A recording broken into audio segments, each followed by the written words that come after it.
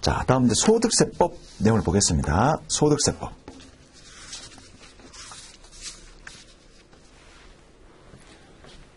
자, 6번째 소득세법입니다. 여기는 부가가치세고요.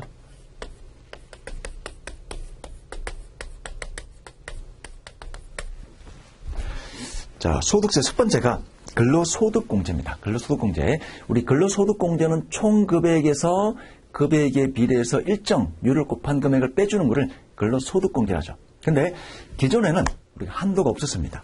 근데 2020년부터는 이제 한도가 생겼습니다. 총급액에서 빼주는 근로소득공제. 근로소득공제. 자, 급여가 크면, 급여가 엄청 크게 되면 이 근로소득공제도 계속 증가할 겁니다. 근데 올해부터는 아무리 급여가 크다 하더라도 총급여액에서 빼주는 근로소득공제는 한도가 2천입니다. 한도 신설했습니다. 최대 2천만 원까지. 고액연봉자는 불리하죠. 고액연봉자는 불리합니다. 그래서 고액연봉자, 연봉이 아주 큰 사람들은 이제 올해부터는 세금이 부담이 더욱 클 겁니다. 한도가 신설이 됐습니다. 자, 이 내용도 중요한 내용입니다. 만약에 우리 세무의 2급 상급에서 시험 문제 나온다면 근로소득공제 계산하는 문제는 나오지 않을 겁니다. 계산하는 문제는 나오지 않을 거지만 이제 OX 또는 맞고 틀린 문제로 다음 설명 중 잘못된 것은, 다음 근로소득에 대한 과세 방식 중 잘못된 것은 이렇게 나온다면 근로소득공제는 별도의 한도 없이 전액 공제가 가능하다. 이렇게 표현이 나오면 틀린 편입니다. 우리 연금소득공제, 총연금액에서 빼주는 연금소득공제도 한도가 있죠. 자, 여기도 근로소득공제도 우리 연금소득공제처럼 한도가 신설이 됐습니다. 자, 다음 생산직 근로자가 받는 야간 근로수당. 연간 240만 원 이내에서 비과세 해주는데 조건이 있습니다. 자, 그 조건이 생산직 근로자, 연장, 야간, 휴일 근로수당, 월 정액급여 210만 원 이하로서 직전 과세 기간의 총급여액이 2,500만 원 이하였는데 이제 3천만 원으로 바뀌었습니다. 혜택을 더 주는 거죠. 우리 현장에서, 라인에서, 공장에서 근로하는 그런 노동자들에 대한 혜택을 좀 더 주겠다는 겁니다. 그래서 총급여 기준금액이 2,500에서 3,000으로 인상이 되었습니다.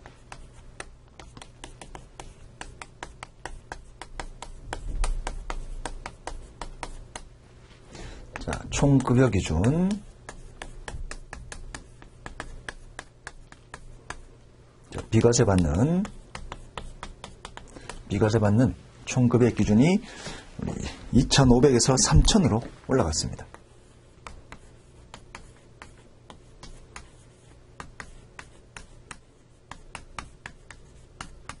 좀 더 혜택을 주겠다는 거죠. 혜택을 준다는 내용입니다. 자, 이 내용도 한 별표 한 개 정도 보시면 되겠습니다. 자, 그 다음 우리 주식 매수 선택권, 주식 매입 선택권, 스탁 옵션이라고 표현합니다. 주식 매수 선택권, 스탁 옵션이라고 표현합니다. 근데 우리 벤처기업 임직원이 부여받은 스탁 옵션 연간 2천만 원 이내까지는 비과세를 해줍니다.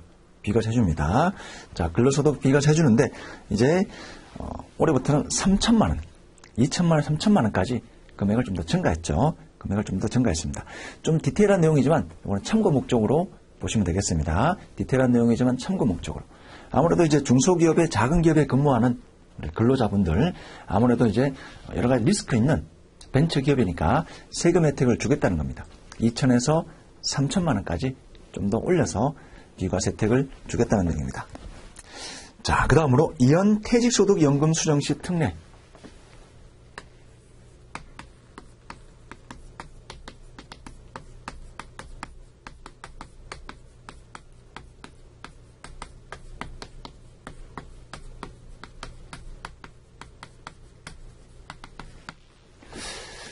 자, 우리가 연금소득 중에 좀 어려운 부분이 있는데 이해하기 좀 난해한 부분이 있죠. 이연 퇴직소득. 원래 우리가 퇴직하게 되면 어떤 소득이 발생하죠? 퇴직소득세가 발생하죠.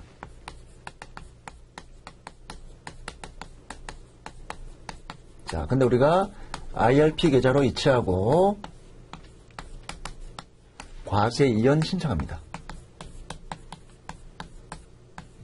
신청하게 되면 이 퇴직소득세를 일시에 과세하지 않고 잠시 유보해 줍니다. 유보.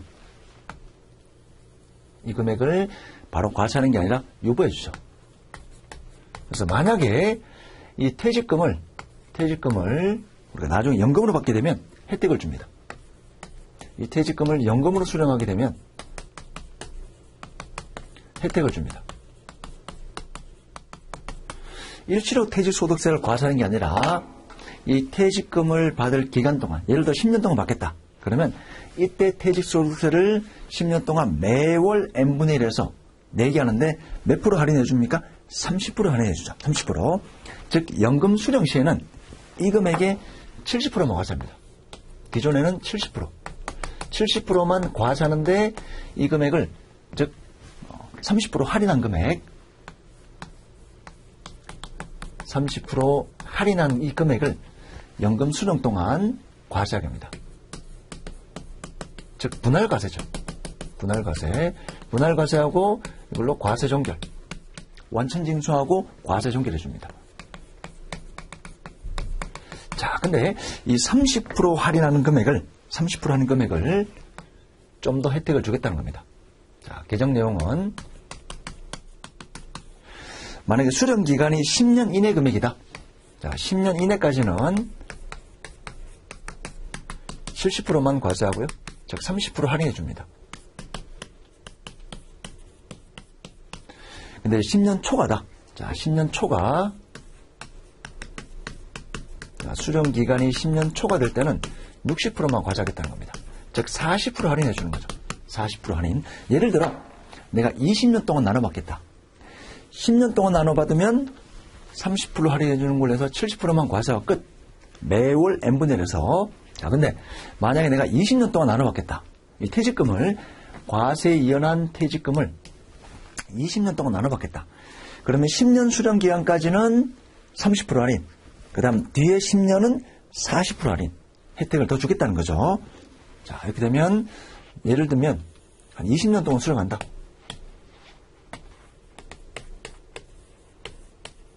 자, 이 퇴직금을 20년 동안 연금으로 수령한다면 요 10년 차까지는 자, 10년 차까지는 30% 할인. 그 다음에 이제 20년까지 10년 초과하는 이 금액에 대해서는 40% 할인을 해주겠다는 겁니다. 즉, 좀 더 길게 나누어서 좀 길게 복지 차원에서 노후 어떤 자금 마련 차원에서 이렇게 길게 수령하게 되면 세금 혜택을 좀 더 준다는 내용입니다. 자, 여기도 우리 이론 문제로 나올 수 있기 때문에 또 하나 보시면 되겠습니다. 별표 1개 정도 하도록 하겠습니다. 워낙 내용이 이제 계산 내용은 어렵고 계산한 시험에 나올 리가 없고요. 이런 내용으로 이런 내용이 나올 수가 있습니다. 그래서 10년 초과해서 길게 수령하면 그 10년 초과 기간 동안 수령하는 금액은 원래 세금에서 40% 할인을 해주겠다는 겁니다. 자, 그 다음 이제 서화 골동품의 양도입니다. 요거는 참고 목적으로. 자, 기존에는 우리가 필요경비율을 80% 해줬습니다. 80%. 이렇게 팔면 8천만 원이 경비를 인정해준다는 겁니다. 즉, 과세로 잡히는 금액은 2천이겠죠. 다만 보유기간이 10년 이상이면 90% 할인율, 90% 필요경비율을 인정을 해줍니다. 자, 개정된 내용은 이제 금액별로 해서 양도가액 1억이 하면 이제 90%, 양도가액이 1억 초과면 1억까지는 90, 1억 초과되는 금액은 80%. 다만 1억 초과되는 금액은 80%인데 여기도 보유기간이 10년 이상이 되면 90%까지 인정을 해주겠다는 겁니다. 보유기간이 10년 이상이면 이제 90%까지 인정해주겠다는 거죠. 자, 그래서 원칙은 80, 보유기간 10년 초과는 90. 근데 양도가액이 1억 이하는 이제 90, 1억 초과는 80%. 다만 보유기간이 10년 이상이면 이 80%도 90% 해주겠다는 내용입니다. 그래서 원칙적인 내용이 좀 바뀐 거죠. 원칙적인 내용이 이제 기존에는 금액 관계없이 80%가 원칙인데 이제 개정된 내용은 금액에 따라서 1억 이하는 90, 좀 더 필요 경비율을 더 늘리겠다는 겁니다. 즉 서와 골든품의 양도에 대해서 세금 혜택을 좀 더 주겠다는 거죠. 자, 그 다음 자녀세액공제. 서와 골든품은 참고 목적으로 보시면 되겠습니다. 시험에 좀 비중은 매우 낮습니다. 자, 그 다음 자녀세액공제. 자녀세액공제는 중요하죠.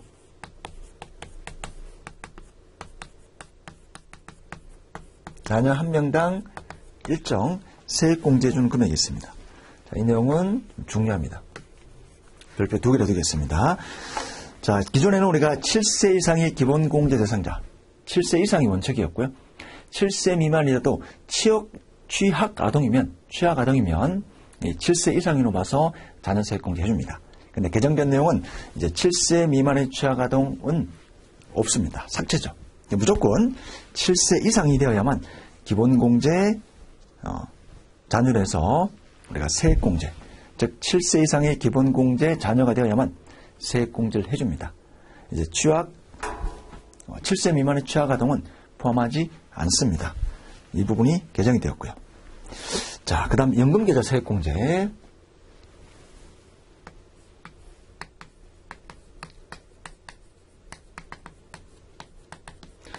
사실 실무에서는 매우 중요한 내용입니다. 연금계좌 세액공제. 근데 개정된 내용은 워낙 좀 디테일한 내용이라서 이거는 별표 1개만 주시도록 하겠습니다. 자, 한도가 바뀌었습니다. 우선 박스 보시겠습니다. 박스 보시면 세액공제 납입. 자, 연금저축과 우리 IRP 있죠. 퇴직연금은 IRP를 보시면 됩니다. 연금저축이 있고요.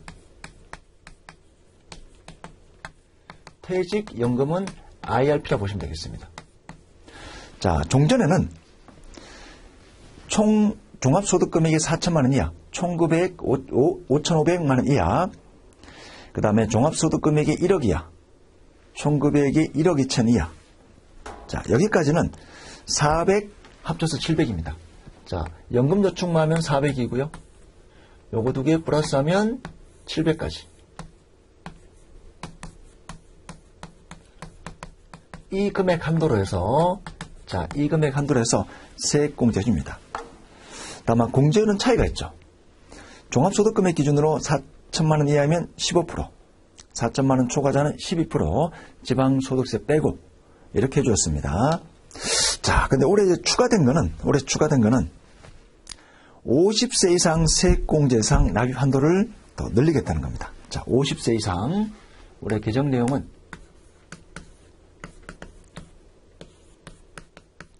자, 50세 이상이고 요건이 있습니다. 종합소득금액 1억 또는 총금액 1억 2천 초과자는 제외. 그 다음에 금융소득 종합과세 대상자는 제외.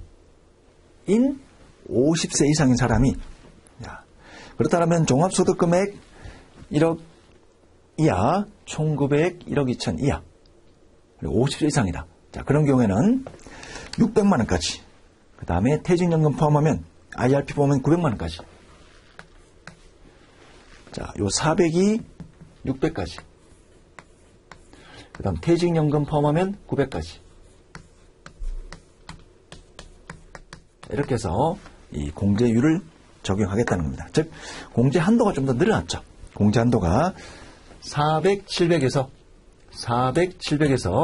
600, 900 늘어났습니다.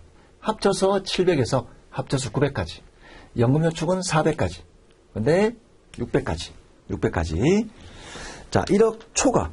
종합소득금액 1억 초과와 총금액 1억 이상 초과는 기존하고 똑같습니다. 박스 쳐진 부분이 개정됐다는 겁니다. 자, 박스 부분. 우리 프린트물에 박스 부분 있죠. 이 부분이 개정이 되었습니다. 자, 이 내용도 워낙 좀 디테일한 내용이지만 전체 흐름 50세 이상 이런 내용들만 보시면 되겠습니다. 자, 그 다음 임원 퇴직금의 한도 변경입니다. 우리가 퇴직소득세는 계산 내용이 워낙 복잡하기 때문에 세무회계 2급, 3급 계산 문제 절대 나오지 않습니다. 절대 나오지 않고요.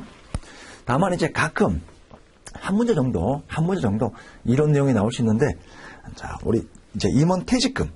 여기도 굉장히 디테일한 내용이기 때문에 세부적인 계산 내용을 보지 마시고 큰 흐름만 보시면 됩니다. 실무에서는 매우 중요합니다.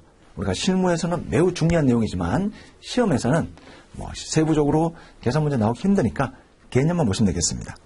우리가 임원 같은 경우에는 법정 퇴직금에 대해서 최대 3배까지 더 가능합니다. 3배까지. 일반 근로자들의 퇴직금이 나왔다. 그러면 그 금액의 3배까지는 더 인정을 해주었습니다. 그런데 내년 이후 근무한 분에 대해서는 이제 2배까지만 인정을 해주겠다는 겁니다. 임원 퇴직금의 한도 변경.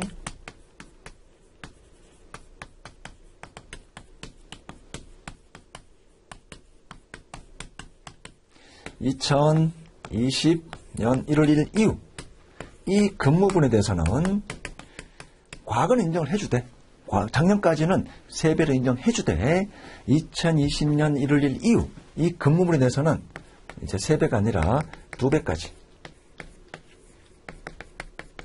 일반적으로 계산하는 근로에 대한 퇴직금의 2배까지만 인정해주겠다는 겁니다. 2배까지만. 자, 근데 작년까지 근무한 분은 만약에 3배로 회사 설정이 났다면 3배까지 인정해주고 올해 이후 근무에 대해서는 이제 2배까지 이렇게 개정이 되었습니다. 자, 이 부분도 2배로 바뀌었다. 이 내용만 캐치하시면 되겠습니다. 자, 그 다음 이제 양도소득세. 양도소득세도 굉장히 많이 바뀌었습니다. 양도세 굉장히 많이 바뀌었는데 우리 세무회계 2급, 3급 수준에서는 요 정도만 보시면 되겠습니다. 우리가 원래 1세대 1주택자 양도가액이 9억이 하면 비과세 받습니다. 자, 주택이 한 채만 있습니다. 1세대에서 주택이 한 채만 있고요. 양도가액이 9억이 아니고 보유기간이 2년 이상 되게 되면 세금이 없습니다. 양도에 대한 세금을 없애줍니다. 다만 이제 1세대 1주택 비과세 요건을 갖춘 주택이더라도 양도가액이 9억 초과된다.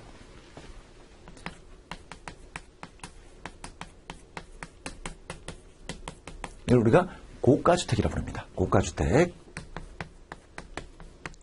양도가액이 9억 초과. 양도가액이 9억 초과되는 이거를 우리가 고가주택이라고 부릅니다. 자, 이런 고가주택은 비록 1세대 1주택이지만 세금이 있습니다. 세금이 있습니다. 근데 그때 우리가 장기보유 특별공제를 2의 배수가 아닌 8의 배수 인정해 줍니다. 보유기간 곱하기 8의 배수를 해서 공제율을 굉장히 많이 해줍니다. 근데 이제 올해는 이 고가주택은 8의 배수 적용받으려면 무조건 이 주택에서 2년 이상 거주한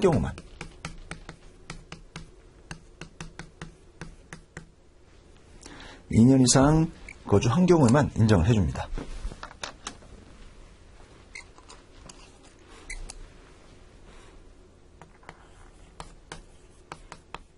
만약에 2년 이상 거주 안 했다면 이 8의 배수가 아니라 2의 배수줍니다.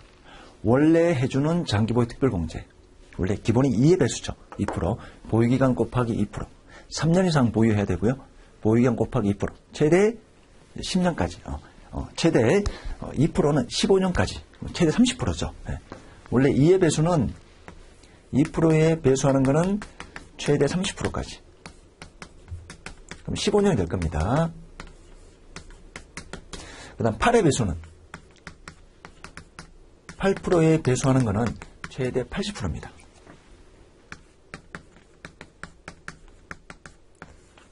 자, 최대 80%, 8의 배수 받는 거는 1세대 1주택 고가주택인 경우만, 1세대 1주택 고가주택인 경우에만 인정을 해주는데, 올해 양도부터는 이제 2년 거주 안 하면 이걸로 하고요. 이 양도한 주택, 1세대 1주택 고가주택에 대해서 만약에 2년 거주했어야만, 양도를 현재 2년 거주했어야만 8의 배수로 인정을 해줍니다.